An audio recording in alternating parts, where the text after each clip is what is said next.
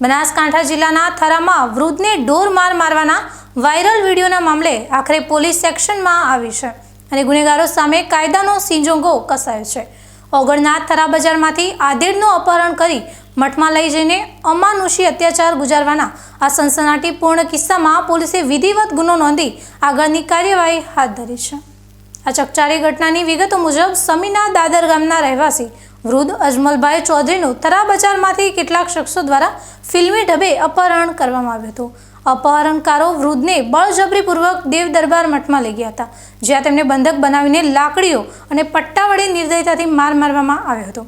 આ સમગ્ર અત્યાચારનો એક કંપારી છૂટી જાય તેવો વિડીયો સોશિયલ મીડિયા પર જોરદાર વાયરલ થયો હતો, જેને જોઈને સમગ્ર પંથકના લોકોમાં ભારે રોષ અને આક્રોશ ફાટી નીકળ્યો હતો। વિડીયો વાયરલ થતા અને ચારે બાજુથી ફિટકાર વરસતા આખરે પીડિત અજમલભાઈ ચૌધરીએ હિંમત કરી થરા પોલીસ મથકમાં ન્યાયની ગુહાર લગાવી છે।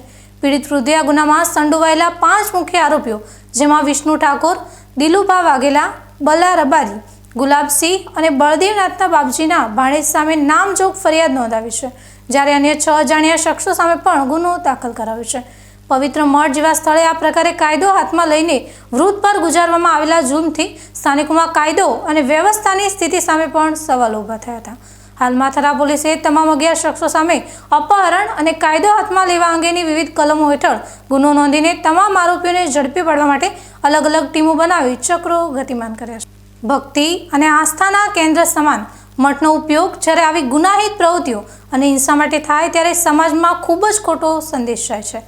હવે જોવાનું એ રહેશે કે થરા પોલીસ આ મામલે કેટલી ઝડપે કડક કાર્યવાહી કરીને પીડિત વૃદ્ધને ન્યાય અપાવે છે અને ગુનેગારોને જેલના સળિયા પાછળ ધકેલે છે।